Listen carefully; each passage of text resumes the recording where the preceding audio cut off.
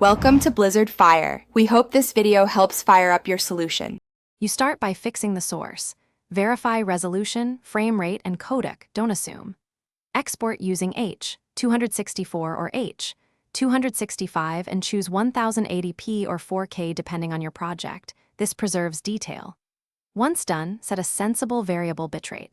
For 1080p, aim near 812 Mbps. For 4K, bump toward 3550 Mbps. Make sure audio is 48K HZ and AAC.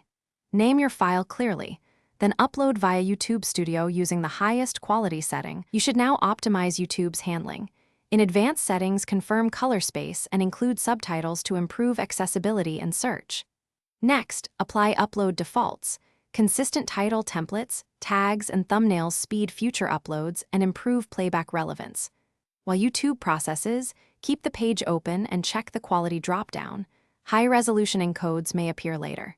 If you need immediate high-res availability, upload during low-traffic hours and avoid heavy edits that trigger reprocessing.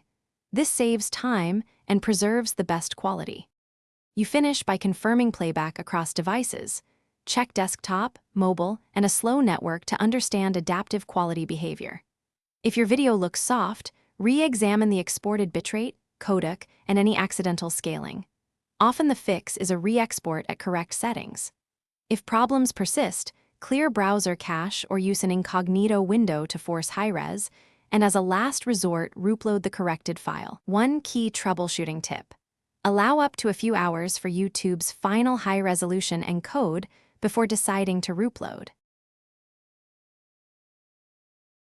Thanks for watching. If you found this helpful, don't forget to like and subscribe.